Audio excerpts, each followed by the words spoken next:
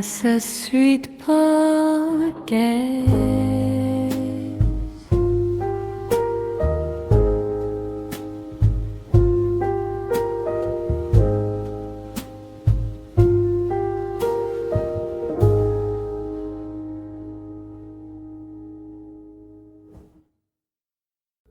Bonjour à tous et bienvenue à ce 6e épisode du balado à sa suite. Aujourd'hui, j'aimerais commencer simplement avec une image. Imaginez-vous une personne que vous rencontrez, que ce soit à l'église ou lors d'une activité d'évangélisation. Et puis, cette personne-là vous dit « Moi, j'aime Jésus, je lis ma Bible. Je prie chaque matin, mais il n'y a personne qui a le droit de me reprendre. Ma vie spirituelle, c'est entre Dieu et moi. » Bon. À première vue, cette affirmation-là, elle peut sembler transpirer de la piété. Elle parle de Jésus, de la Bible, de la prière. Tout semble en ordre. Mais il y a pourtant une petite phrase qui se glisse au milieu de cette confession-là. Personne n'a le droit de me reprendre. Est-ce que c'est vraiment la vision biblique de la vie chrétienne? Je ne sais pas si vous avez déjà entendu ces paroles. Peut-être les avez-vous déjà même prononcées. Peut-être les avez-vous simplement pensées sans jamais les dire à haute voix. Et puis, si c'est le cas, j'aimerais vous rassurer, vous n'êtes pas seul. On vit dans une culture qui valorise l'autonomie plus que tout. On veut être libre, indépendant, on veut décider par nous-mêmes sans avoir à rendre des comptes à qui que ce soit. Je pense que j'apprends rien à personne. Ici au Québec, cette manière de penser, elle est profondément enracinée. Après des décennies de méfiance envers les institutions, les abus d'autorité, plusieurs sont venus à croire que toute forme d'autorité est forcément suspecte. Malheureusement, il faut le dire, je pense, cette manière de penser s'est pas arrêtée aux portes de l'Église. Cet individualisme, cette forme d'autosuffisance influence aussi notre manière de vivre la foi. On veut un christianisme où Jésus est sauveur, mais rarement un christianisme où Jésus est notre Seigneur.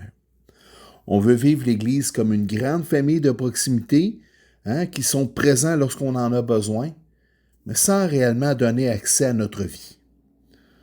On veut un christianisme où on accepte volontiers les encouragements, mais beaucoup moins les exhortations. Pourtant, lorsqu'on ouvre le Nouveau Testament, on découvre une vision complètement différente.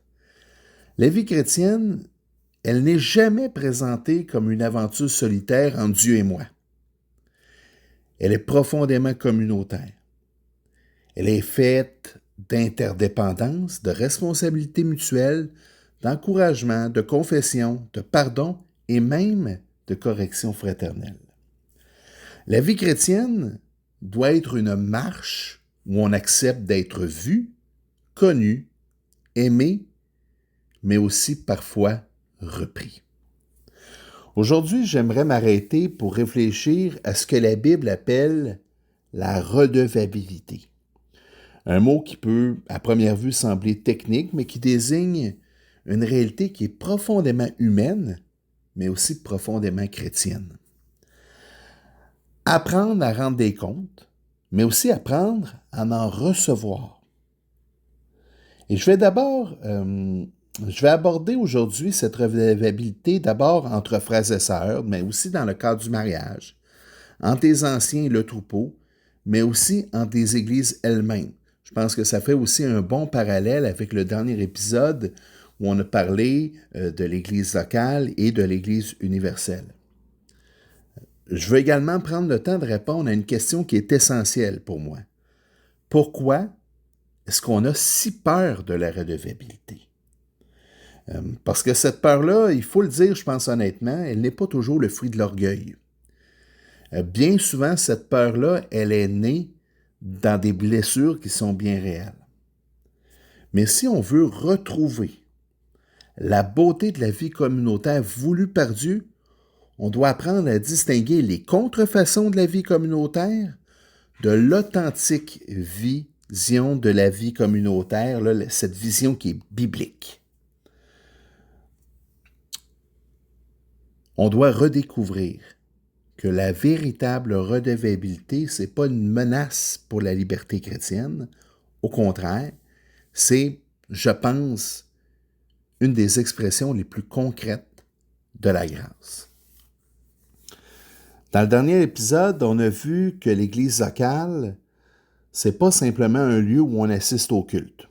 C'est une famille, une communauté qui est identifiable avec des membres qui sont reconnus, des responsables qui sont nommés, une vie qui est partagée. Et puis l'apôtre Paul distingue clairement ceux du dedans et ceux du dehors. Il ne le fait pas par élitisme, mais parce que une famille, ça implique une responsabilité qui est mutuelle. Mais voici maintenant la question que j'aimerais vous poser aujourd'hui. Qui veille sur ton âme? Qui connaît ton cœur? Pas en surface, pas le toi que tu présentes le dimanche matin avec le sourire, mais l'intérieur. Tes luttes, les zones d'ombre, les combats que tu vis depuis plusieurs années et que tu n'arrives pas à confier à personne. Qui peut savoir quand tu traverses vraiment une crise? Qui remarque quand tu t'éloignes du Seigneur? Qui peut te dire avec amour, mais aussi avec clarté, je pense que tu te trompes? Si la réponse, c'est personne, tu vis une forme de solitude spirituelle qui, à moyen-long terme, est dangereuse. Vous savez, le Nouveau Testament, il est unanime là-dessus. Hébreux 3,13 dit « Exhortez-vous les uns les autres chaque jour, aussi longtemps qu'on peut dire aujourd'hui, afin qu'aucun d'entre vous ne s'endurcisse par la séduction du péché. » Le texte nous dit « chaque jour », pas chaque dimanche, pas une fois par mois, chaque jour. L'auteur de l'Épître aux Hébreux présuppose une proximité, une fréquence, une connaissance mutuelle qui ne peut pas exister entre étrangers polis. Pourquoi? Bien parce que ça nécessite une relation vivante et authentique. Hébreux 12.10 et 12.16 ajoutent « Aimez-vous fraternellement les uns les autres, rivalisez d'égards mutuels. Ne vous complaisez pas dans une sagesse présomptueuse, ne rendez pas le mal pour le mal. » Ce portrait de la vie chrétienne ne peut pas s'exercer dans la solitude puis l'anonymat. Ça suppose des relations où on est vu, connu, mais où on accepte aussi d'être confronté. Jacques 5,16, à mon avis, est un des textes les plus directs sur ce sujet-là. Ça dit « Confessez donc vos péchés les uns aux autres et priez les uns pour les autres afin que vous soyez guéris. » Confessez vos péchés les uns aux autres, pas seulement à Dieu dans votre salon, pas seulement dans votre cœur alors que la porte de la chambre est fermée, les uns aux autres. Ça, là, c'est une injonction communautaire. Et puis la promesse qui est attachée, elle est extraordinaire. Le texte dit « afin que vous soyez guéris ». L'apôtre Jacques dit que cette guérison, elle ne peut pas se produire dans l'isolement. Le réformateur Jean Calvin l'avait bien compris, il me semble. Dans ses instituts, il écrit « Chaque fois que nous tombons, nous devons nous relever par l'aide de nos frères, car Dieu a voulu que nous ne soyons pas seuls dans notre faiblesse, mais que nous nous portions les uns les autres. » En somme, on n'est pas fait pour cheminer seul. Pas parce qu'on est faible, mais parce qu'on est humain. Et l'humanité, dans sa conception biblique, bien, elle est profondément relationnelle. Vous savez, l'un des aspects les plus beaux du christianisme, puis aussi l'un des moins célébrés, c'est cette capacité qu'a l'Église, lorsqu'elle s'applique pleinement à sa mission, d'être un lieu où l'on peut porter les fardeaux les plus lourds sans en avoir honte. Alors, pourquoi c'est si beau? Parce que l'Évangile nous annonce qu'on n'a plus besoin de cacher qui nous sommes. Hein, on le sait, depuis la chute, l'être humain vit derrière des feuilles de figuier. Adam et Ève se sont cachés, ils se sont couverts, ils ont eu peur d'être vus tels qu'ils étaient. Et puis cette tendance-là est encore en nous aujourd'hui. C'est l'une des conséquences directes du péché. Même dans l'Église, on peut être tenté de présenter une version de nous-mêmes qui est plus forte, plus stable, plus spirituelle. Hein, les gens nous demandent comment on va, puis on répond « Ah, ça va bien ». Mais parfois, notre cœur est profondément épuisé. On sert dans un ministère alors qu'on lutte parfois secrètement contre le découragement, contre l'amertume, contre une dépendance et parfois même contre le doute. Mais l'Évangile nous dit qu'on n'est pas accepté parce qu'on cache notre péché. On est accepté parce que Christ l'a porté. Vous savez, la grâce réelle, celle qui transforme les cœurs, elle ne produit pas des acteurs. Elle produit des hommes et des femmes libres d'être vrais, avec leurs vulnérabilités, leurs angles morts, leurs défis. Et c'est exactement ce que Paul écrit aux Galates. En Galates 6.2, il est écrit « Portez les fardeaux les uns des autres et vous accomplirez ainsi la loi du Christ. » Donc, la loi du Christ, ce n'est pas une option spirituelle pour les meilleurs d'entre nous, c'est la loi fondamentale de la communauté chrétienne. Portez les fardeaux les uns des autres. Le verbe grec bastazo désigne quelque chose de lourd qu'on transporte pour quelqu'un d'autre. C'est pas inspecter ou critiquer les fardeaux des autres, c'est savoir les porter. Et ça, c'est une image qui est extraordinaire. L'Église n'est pas appelée à être une salle d'exposition où chacun montre ses réussites spirituelles. C'est pas non plus un endroit où l'on disqualifie ceux et celles qui sont pris avec des luttes. Non. L'Église est appelée à être un peuple qui s'aide mutuellement à marcher lorsque l'un de ses membres n'en a plus la force. Et puis, je crois que l'une des plus grandes tragédies de nos églises aujourd'hui, c'est que plusieurs personnes souffrent seules alors qu'ils sont entourés de dizaines, parfois de centaines de frères et sœurs. Il y a des gens qui assistent fidèlement au culte, ils servent, ils chantent, mais personne ne connaît réellement leur âme. Personne ne sait qu'elles sont parfois au bord de l'épuisement. Personne ne sait qu'elles luttent avec un péché récurrent depuis plusieurs années. C'est là que la redevabilité vient briser la solitude. Pourquoi? Eh bien, parce qu'elle crée un espace où on peut être plutôt que de paraître. Maintenant, Galates 6, évidemment, ne s'arrête pas là. Paul dit au verset 1, 6.1, « Frères, si un homme vient à être surpris en quelque faute, vous qui êtes spirituels, redressez-le avec un esprit de douceur. Prends garde à toi-même, de peur que tu ne sois aussi tenté. » Lorsque j'ai médité ce passage en préparant l'épisode, j'ai d'abord pensé à toutes les fois où j'ai condamné, jugé, même disqualifié un frère ou une sœur. Honnêtement, je crois que la correction fraternelle peut facilement devenir une arme lorsqu'elle est séparée de la grâce. Le texte nous dit « redressez-le ». Il y a ici une véritable correction fraternelle. On ne parle pas d'un coup de bâton, on parle de le redresser, de le relever. Paul ici insiste davantage sur la manière de corriger que sur le fait de corriger. C'est ça qui est important. Et souvent, dans nos milieux, la correction fraternelle est vue comme un jugement disqualificatoire, comme un coup de bâton, comme quelque chose de coercitif, alors qu'en réalité, la correction fraternelle vise la restauration. Maintenant, retournons au passage. Premièrement, il dit « Vous qui êtes spirituels ».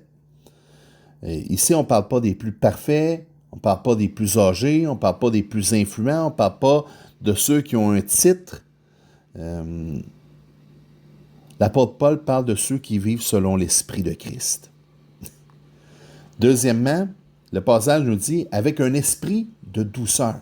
Le mot grec « protès » évoque la douceur, l'humilité, mais aussi la retenue. Et puis ici, ce n'est pas de la mollesse ni de la complaisance.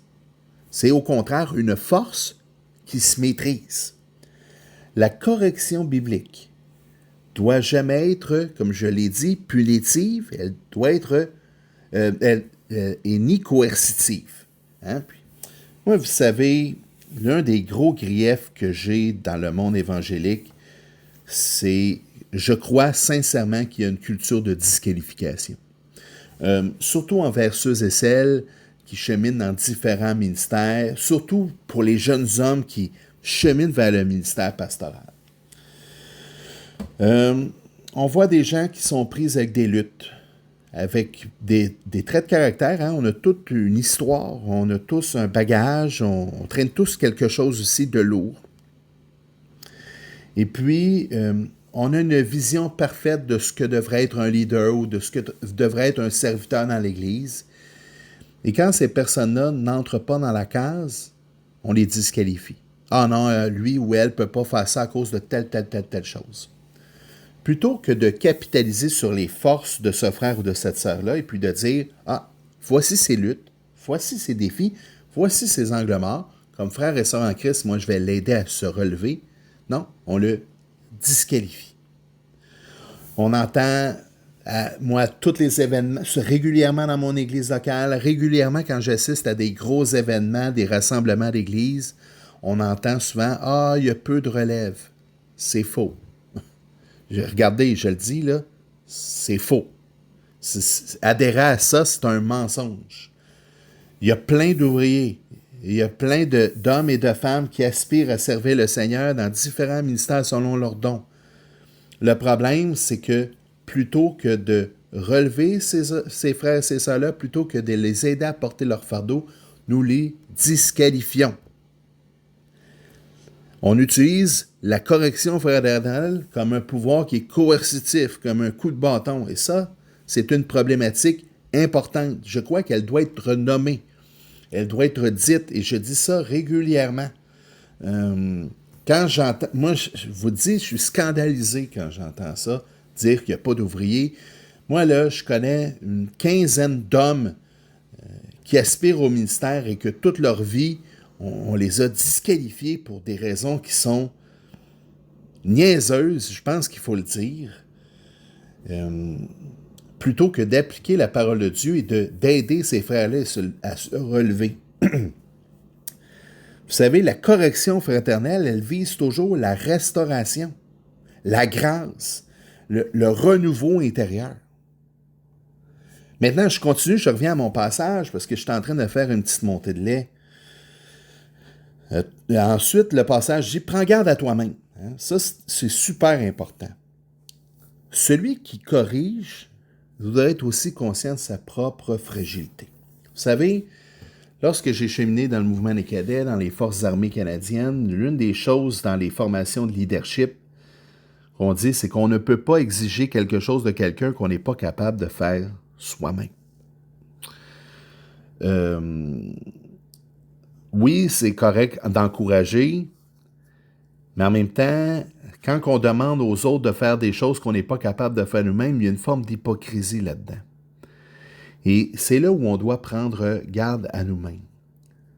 Oui, parfois, il faut adresser des corrections qui sont malheureusement sévères à des gens qui s'endurcissent dans le péché. Mais il ne faut pas oublier nos propres défis, nos propres angles morts. Et c'est là où on doit encore approcher cette personne-là en étant conscient de nos faiblesses, mais aussi de dispenser la grâce à celui ou celle qui est devant nous, cette même grâce-là qu'on aimerait recevoir lorsque nous tombons. Et c'est là que c'est important de prendre garde à nous-mêmes. Hein? Paul ici protège l'Église contre l'arrogance spirituelle. On ne reprend pas un frère ou une sœur en le regardant de haut, mais à partir de notre propre besoin, de la grâce. Jésus lui-même, hein, on le sait, on connaît bien Matthieu 18, hein, il a instauré un processus. Matthieu 18, verset 15. « Si ton frère a péché, va et reprends-le entre toi et lui seul. S'il t'écoute, tu as gagné un frère. Hein? » Passage dit, tu as gagné un frère. Pas t'as remporté un argument. Pas t'as prouvé que tu avais raison. Il dit, tu as gagné un frère. La finalité de la correction fraternelle, elle est relationnelle, elle est restauratrice et comme je l'ai dit précédemment, elle n'est jamais punitive ou coercitive. Saint Jean Chrysostome, dans ses homélies sur l'évangile de Matthieu, décrit avec une beauté saisissante ce que cette correction devrait produire. Il écrit « Lorsque tu vas reprendre ton frère, que ta physionomie exprime la douleur et non la colère. Que tes larmes perlent avant ta bouche. Montre-lui que tu souffres de sa faute autant que de la tienne. » Et ça, c'est intéressant, c'est profondément touchant. Souffrir de la faute de l'autre autant que de la sienne. Elle est là la différence entre le jugement et la compassion. Le jugement recherche toujours à condamner, la compassion, elle, recherche à restaurer. Maintenant, j'aimerais ajouter quelque chose d'un peu plus personnel. Honnêtement, j'ai eu dans ma vie des personnes qui ont osé me dire des choses difficiles. Pas avec dureté, mais avec amour. Et puis, honnêtement, je reconnais ne pas avoir toujours aimé ça. Je pense que personne n'aime se faire reprendre. Hein? Je ne fais pas exception à cette règle-là. Mais avec le recul, je peux dire que certaines de ces conversations-là ont été parmi les plus formatrices de ma vie chrétienne. Parce que le Seigneur s'en est servi pour me protéger, me corriger, mais aussi me faire grandir, me transformer davantage à sa ressemblance. Hein? Je reconnais aussi avec beaucoup d'humilité que j'ai aussi connu des périodes où personne ne me reprenait vraiment, où il m'est arrivé de m'isoler, de justifier certaines habitudes, certains péchés, de laisser certaines zones d'ombre s'installer. Et au final, les conséquences ont non seulement été visibles, mais profondément dévastatrices.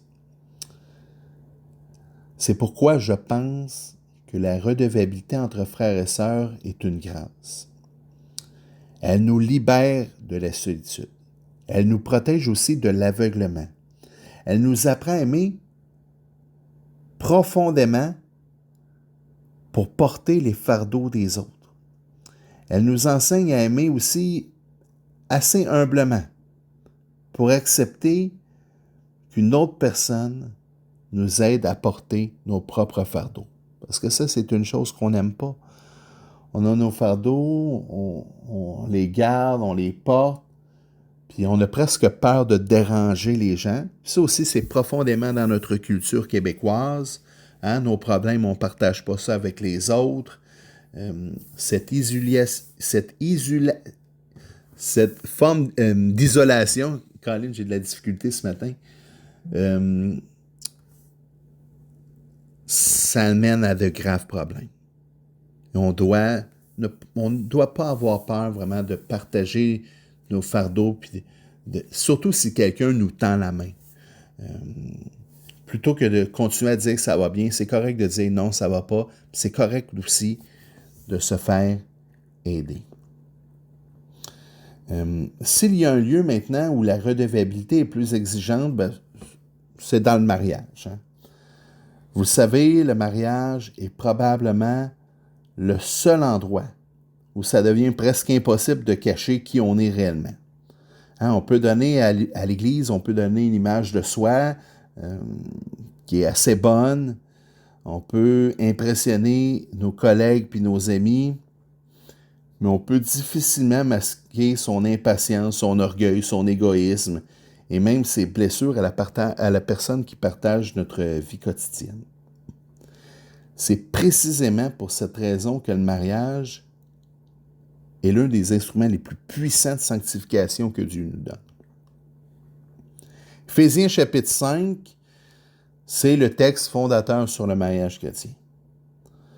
Pourtant, il est souvent cité à moitié. On retient l'image du Christ et de l'Église, on discute des rôles du mari puis de l'épouse, mais on oublie que Paul commence par une exhortation qui s'adresse à tous les croyants.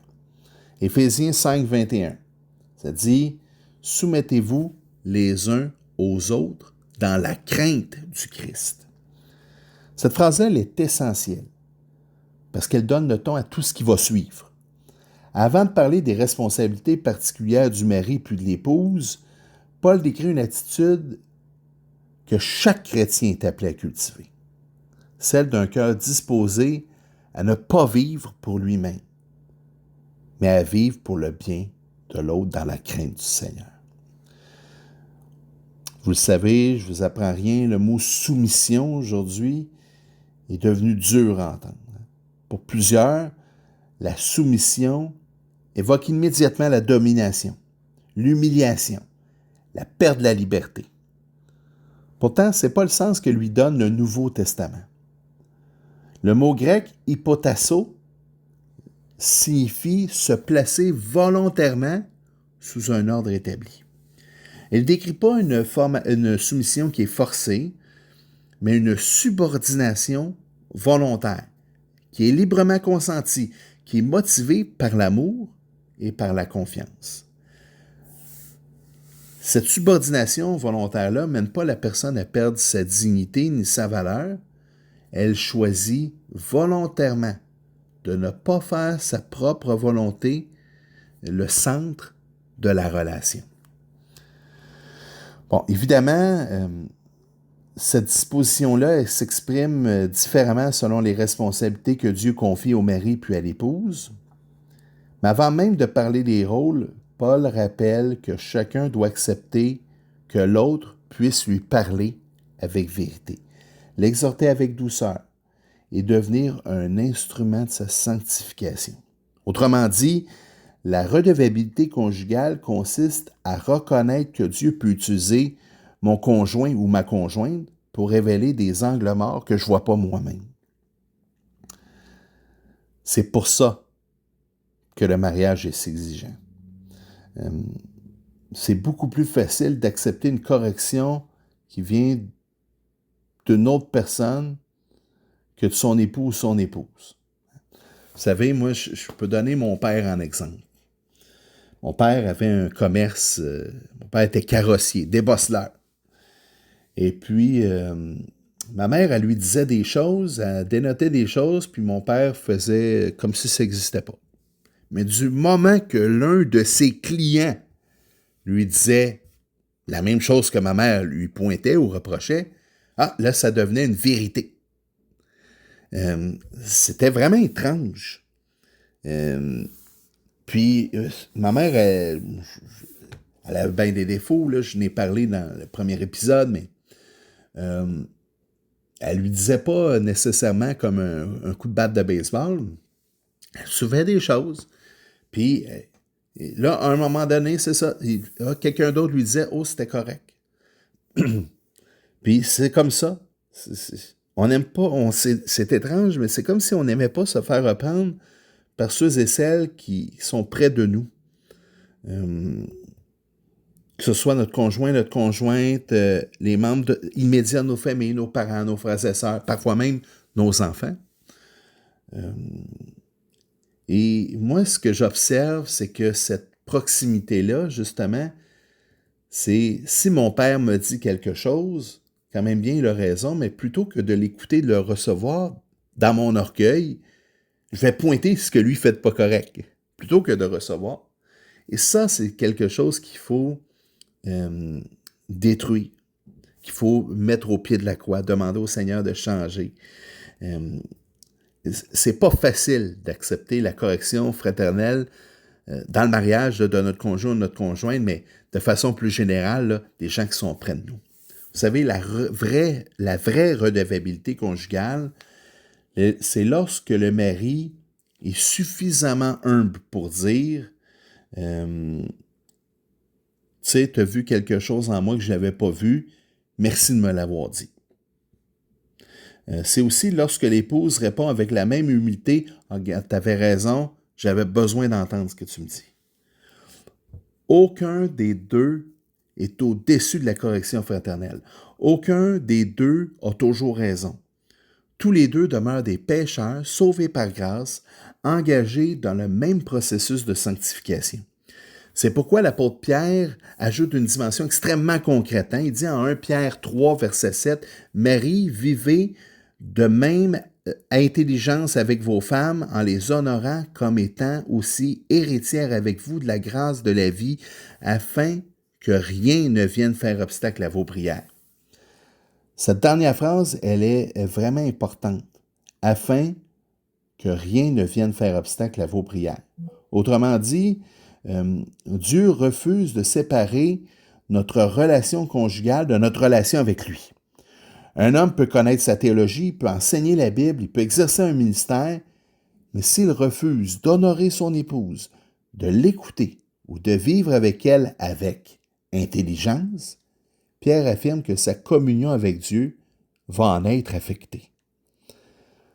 Avec les années, j'ai remarqué quelque chose chez les couples qui traversent là, des décennies de fidélité. C'est pas qu'ils n'ont jamais eu de conflit, c'est surtout ceux qui ont appris à rendre des comptes l'un à l'autre. Ceux qui savent demander pardon sans se justifier. Ceux qui savent écouter avant de répondre.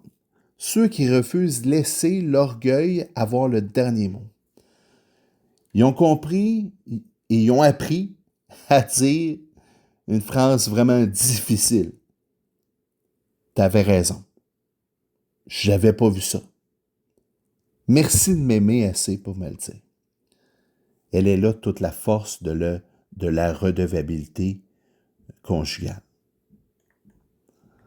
Maintenant,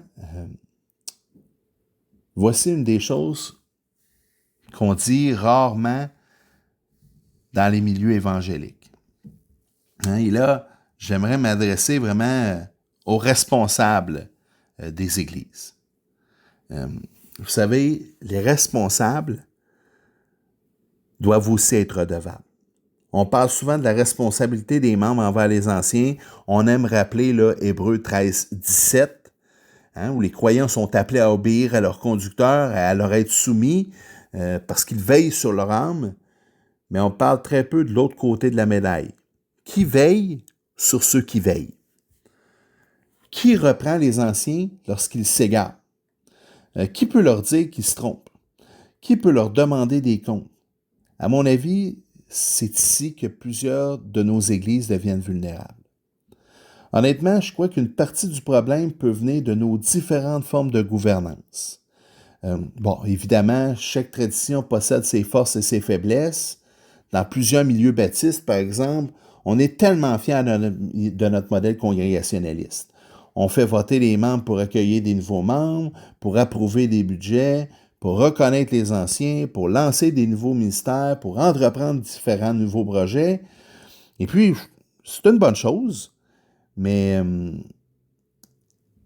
il faut se rappeler que l'Église n'appartient pas à un seul homme. Tu sais, je pense que ça l'aide à nous faire comprendre ça.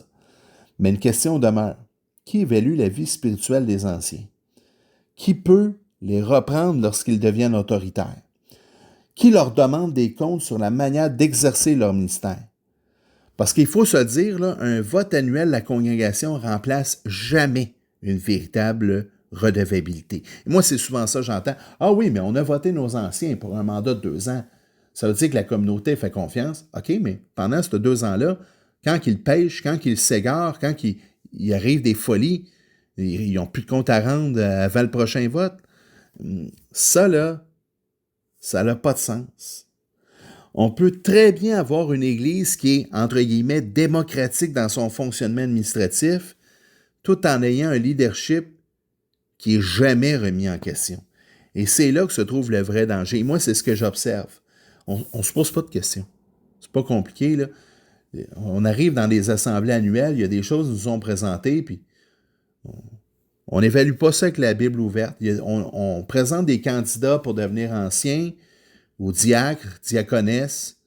On n'ouvre pas la parole pour voir, OK, on ne se pose pas de questions, on vote, puis là, après ça, il arrive des choses, puis dans beaucoup de cas, cette élite-là, je vais dire ça comme ça, n'est pas responsable et pas redevable à qui que ce soit. Vous savez, Dieu a institué l'autorité spirituelle d'abord pour protéger son peuple. Mais lorsque ceux qui exercent cette autorité-là n'acceptent pas eux-mêmes d'être pris, on finit toujours par confondre le service avec le contrôle. Et puis c'est exactement ce que Paul rappelle aux anciens d'Éphèse dans Actes chapitre 20. Il dit « Prenez garde à vous-même et à tout le troupeau sur lequel le Saint-Esprit vous a établi évêque pour paître l'Église du Seigneur qui s'est acquise par son propre sang. » Remarquez, l'ordre, Paul commence pas par le troupeau, il commence par les anciens eux-mêmes. Il dit « Prenez garde à vous-même. » Avant de surveiller la vie spirituelle des autres, les anciens doivent veiller sur la leur. Pourquoi? Mais parce que le berger peut lui aussi s'égarer. Il peut devenir orgueilleux. Il peut commencer à aimer davantage son ministère que le Seigneur. Il peut devenir impatient, dominateur ou même insensible. Il peut finir par croire qu'il est indispensable. C'est précisément pour cette raison que les anciens ne devraient jamais exercer leur ministère dans l'isolement. Et ça, là, c'est un fléau. C'est plus présent dans les plus petites églises en région. Souvent, il y a un pasteur qui est là depuis 10, 15, 20, 30 ans. Souvent, on dit pas de relève. Ce pasteur-là ne rend pas de compte à qui que ce soit. Tu sais, moi, je connais une église à Montréal, là. Le pasteur n'a pas vraiment d'ancien. Il y a ce que lui, il appelle des conseillers. Tu sais, ces conseillers, c'est ses chums depuis 20 ans. C'est des gens qui ne le remettent même pas en question. J'ai été membre d'une église où il y avait plusieurs anciens, mais tu avais le pasteur principal, puis les autres anciens étaient ce qu'on appelle des yes men. Aucune décision était remise en question. Le pasteur devient une forme de petit pape. Ça, là, c'est problématique et je pense que c'est l'une des plus grandes faiblesses de l'Église évangélique contemporaine. On a parfois créé une culture où les responsables aussi doivent toujours avoir les bonnes réponses, toujours être forts. Ça, c'est l'envers de la médaille. Hein? Ils doivent toujours donner l'impression de tout maîtriser. Mais un ancien qui ne peut plus reconnaître ses erreurs devient rapidement un homme qui est dangereux, même s'il a les meilleures intentions.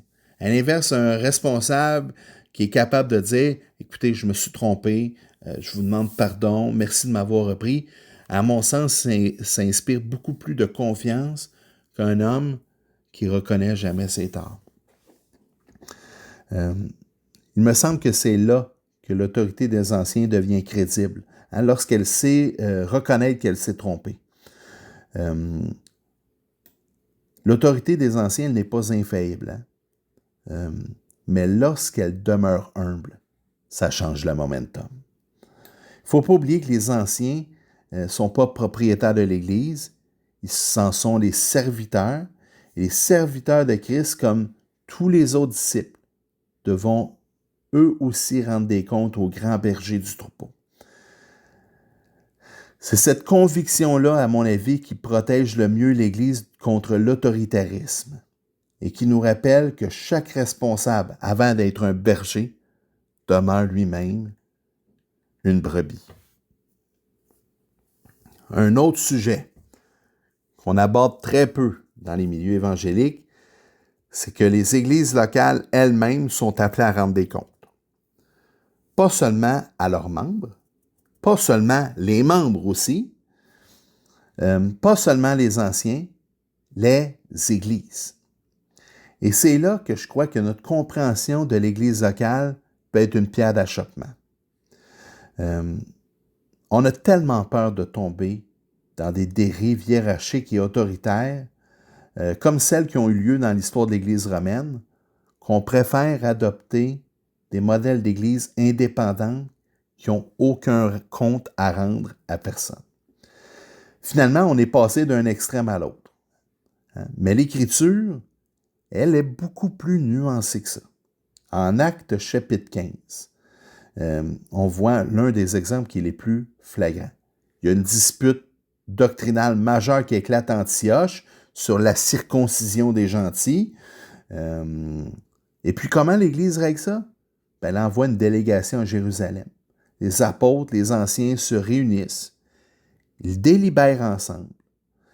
Ils prennent une décision et puis ils communiquent cette décision-là à toutes les églises concernées. Ça, c'est ce qu'on appelle la synodalité. Voici ce que le texte dit là, en Acte 15, verset 22. Les apôtres, les anciens et toute l'Église résolurent d'envoyer à Antioche des hommes choisis parmi eux avec Paul et Barnabas.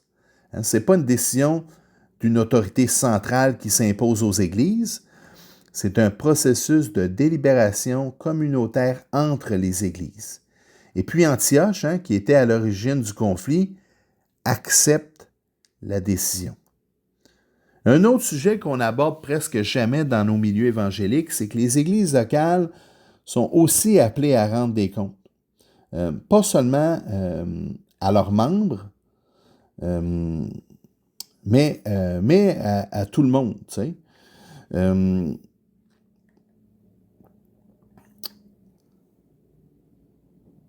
Puis, j'ai une petite bulle là, qui passe en ce moment. Là. On en a parlé lors du dernier épisode sur l'Église locale. Notre modèle, malheureusement, mène à une forme d'isolement où une église ou des églises d'une même association, une peut prêcher A, l'autre peut prêcher B, l'autre peut prêcher C, sans avoir de compte à rendre à personne. On nous dit « Ah oui, mais on suit la confession de foi ». Parfois, la confession de foi d'une association elle est tellement vague que si tu t'adhères pas à ça, tu n'es juste pas chrétien. Pour moi, ça, c'est un problème. C'est vraiment un gros problème de nos contextes.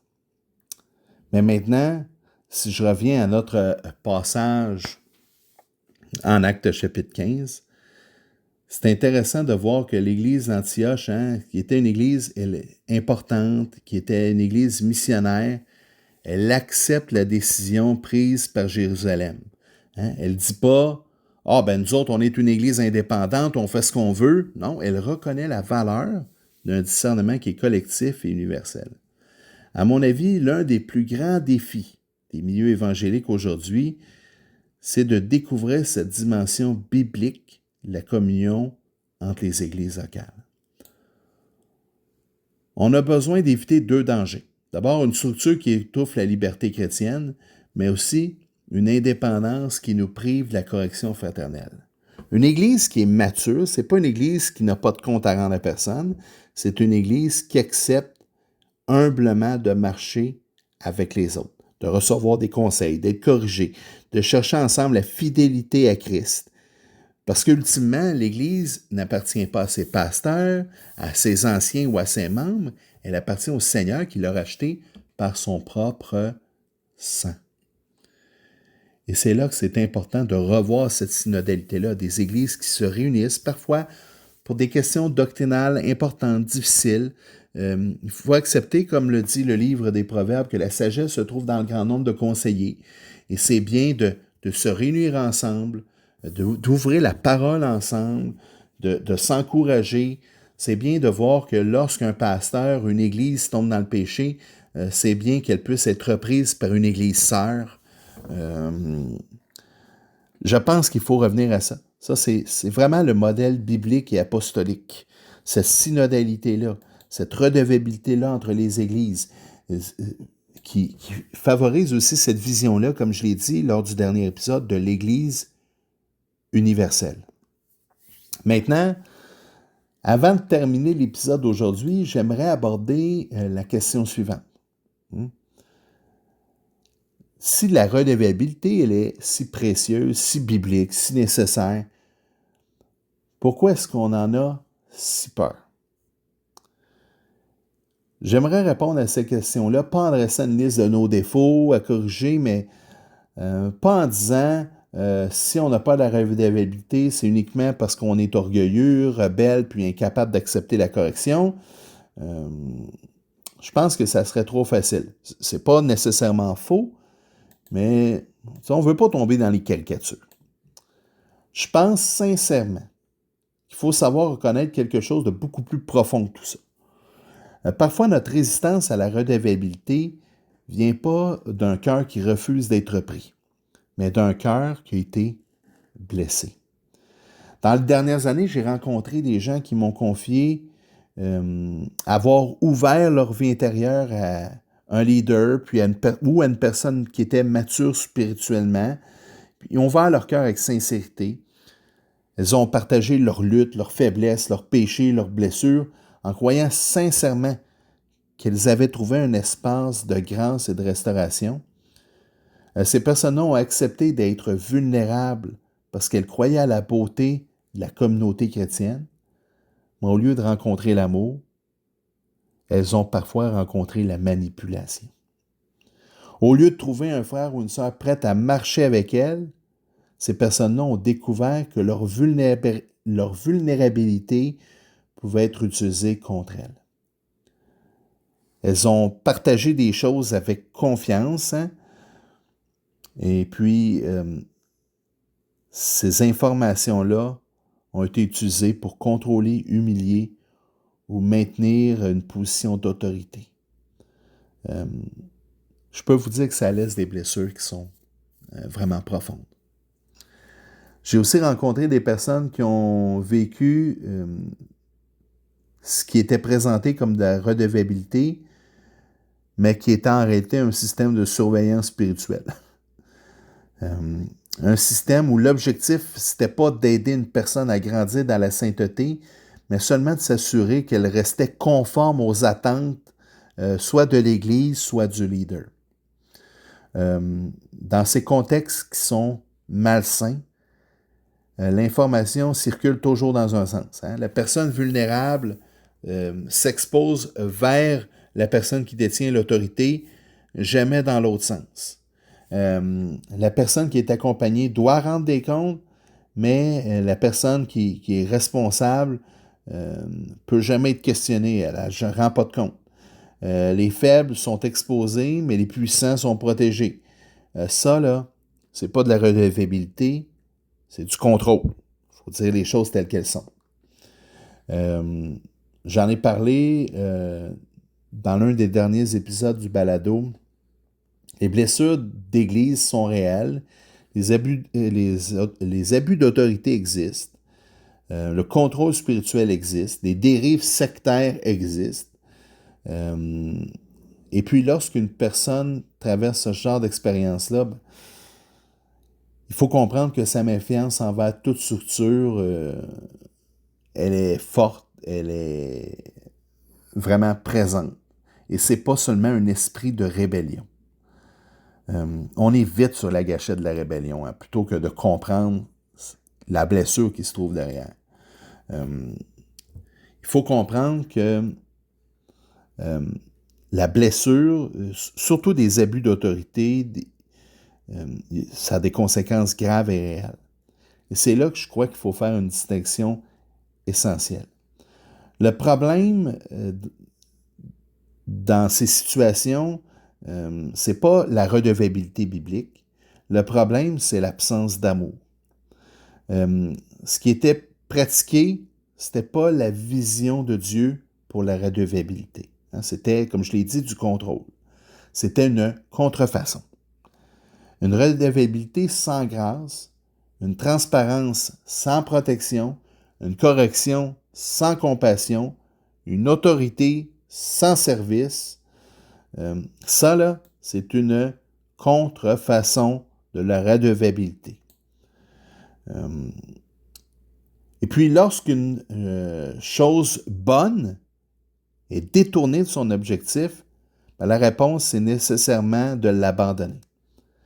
La réponse réelle, par contre, c'est de la restaurer selon son intention première. Donc, pas abandonner la redevabilité, pas dire que c'est mauvais, dangereux, mais lui redonner son sens et son application réelle selon l'intention voulue par Dieu. La vérité, c'est qu'on ne guérit pas des abus d'autorité en supprimant l'autorité. On ne guérit pas des mauvais usages de la redevabilité en rejetant toute forme de responsabilité mutuelle. Finalement, la solution, ce n'est pas tant moins de redevabilité. Comme je l'ai dit, la solution, c'est une redevabilité qui ressemble davantage à Jésus. On le sait, Jésus est l'autorité suprême, celui devant qui toute personne devra rendre des comptes un jour. Jésus, il ne domine pas les faibles, il les relève, il ne piétine pas ceux qui tombent, il les restaure, il ne cherche pas à protéger son statut, il s'abaisse, il lave les pieds de ses disciples, il cherche la brebis perdue, il restaure l'apôtre Pierre après son reniement, pas en l'écrasant sous la honte, mais en le ramenant avec amour.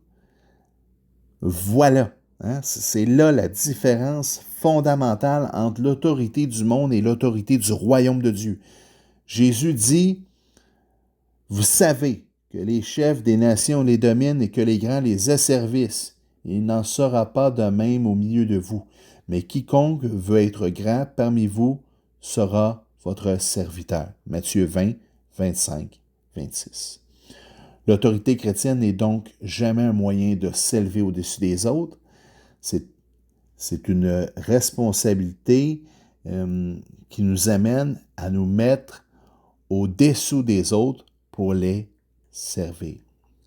La véritable redevabilité, ce n'est pas une menace, c'est une protection.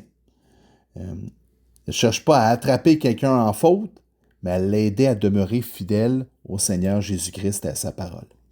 Le théologien puritain John Owen exprimait cette réalité-là lorsqu'il rappelait que l'autorité dans l'Église n'a pas un droit à exercer sur les autres, mais un fardeau à porter pour les autres. Un fardeau à porter pour les autres. Je le redis là pour que ça rentre bien. C'est là l'image qui change complètement notre compréhension du leadership spirituel. Le responsable d'Église ne possède pas un pouvoir qui lui appartient, il porte une responsabilité qui lui a été confiée par Dieu. Et lorsqu'un responsable comprend ça, la redevabilité devient plus quelque chose à craindre, elle devient une grâce. Même ceux qui enseignent, qui dirigent, qui accompagnent les autres ont besoin d'être accompagnés. C'est super important. Même ceux qui exhortent ont besoin d'être exhortés. Même ceux qui veillent sur les âmes ont besoin de frères et de sœurs qui veillent aussi sur eux. Une église saine, c'est pas une église où personne n'a besoin de rendre des comptes. C'est une église où chacun accepte humblement de marcher dans la lumière. Parce que tous reconnaissent qu'ils appartiennent d'abord au Seigneur Jésus-Christ. Maintenant, pour conclure, je reviens à la question qui est dans mon titre. Qui veille sur ton âme? Pas qui s'occupe de ta carrière, pas qui gère tes finances, qui veille sur ton âme. Qui connaît tes luttes, tes tentations récurrentes? Qui connaît la situation de ton cœur dans les défis quotidiens? Qui est pris pour toi et avec toi, avec une vraie connaissance de qui tu es, de ce que tu vis? On le sait, Hébreux 13, 17, place la responsabilité sur les épaules des anciens, mais la redevabilité mutuelle dépasse le rôle des anciens, justement. Elle concerne chaque membre du corps de Christ. Si tu n'as personne pour veiller sur ton âme, je t'invite à traiter la situation avec urgence. Pas parce que tu es dans un danger immédiat, mais parce que la solitude spirituelle est une porte ouverte que tu ne vois pas, une porte ouverte pour différentes choses. Cependant, il faut mettre une mise en garde. Il faut tout de même prendre le temps, même s'il y a une urgence, il faut tout de même prendre le temps de discerner, de demander à Dieu de mettre sur notre route la bonne personne. Parce qu'ouvrir son âme à une personne, c'est savoir se montrer vulnérable et c'est pas à prendre à la légère. Donc, c'est pas vous voyez quelqu'un qui semble spirituel dans votre église ou quelqu'un avec qui vous entendez bien, ça ne veut pas dire que c'est une bonne personne de vous accompagner. Donc, le discernement aussi, il est important avant de choisir une personne avec qui on est redevable. Moi, je suis un livre ouvert, je dis à peu près tout à tout le monde, mais on n'est pas tous à la même place que moi, là. Donc, moi, je vous invite, oui, à trouver quelqu'un avec qui cheminer. Si vous êtes une femme, essentiellement, trouvez une femme. Si vous êtes un homme, trouvez un homme. C'est pas obligé d'être un ancien aussi, mais avant de prendre ou d'approcher la première personne qui vous vient à l'esprit, prenez le temps de bien prier et discerner. Maintenant, si tu as été blessé par une relation de redevabilité qui a été mal exercée, moi, je t'invite à ne pas rejeter l'idée avec ta blessure. La contrefaçon, comme on l'a dit, ça existe, mais il faut prendre conscience que le plan de Dieu, c'est pas ça. OK? Dieu veut une grâce qui te restaure. Et puis, je termine maintenant avec un passage de Proverbes qui me touche beaucoup. Proverbe 27, verset 6. Les blessures d'un ami prouvent sa fidélité, mais les baisers d'un ennemi sont trompeurs. Les blessures d'un ami prouvent sa fidélité. Une correction donnée avec amour peut faire mal parce qu'il n'y a personne qui aime être repris. Elle peut déranger. Elle peut même nous mettre en colère sur le coup. Mais elle vient de quelqu'un qui tient à toi, qui tient assez à toi pour risquer le conflit plutôt que de te laisser dans l'erreur. Ce quelqu'un, t'en as besoin. Et quelqu'un a besoin de toi. Ça, c'est sûr. C'est ça, la redevabilité chrétienne. C'est pas un système, c'est pas une structure, c'est une relation qui est ancrée dans l'amour, portée par la grâce et orientée vers la restauration. C'est ce qui termine notre épisode d'aujourd'hui. Que le Seigneur vous comble de sa grâce, qu'il vous donne le discernement nécessaire pour d'abord être en mesure de guérir si vous avez une blessure quant à la redevabilité, quant à une relation de contrôle. Que le Seigneur nous rende aussi toujours plus humbles, prêts à porter les fardeaux les uns des autres plutôt qu'à les disqualifier, plutôt qu'à les accuser, plutôt qu'à les scruter, les critiquer. Que le Seigneur nous donne cette joie de marcher ensemble avec lui. Que le Seigneur vous donne le discernement nécessaire pour peut-être trouver la bonne personne. Que le Seigneur vous bénisse abondamment. Qu'il vous comble de sa grâce. Qu'il vous relève dans l'épreuve. Qu'il vous donne la force d'avancer si c'est difficile pour vous. Gloire lui soit rendue dans le nom du Seigneur Jésus. Merci d'avoir été là. On se voit la semaine prochaine.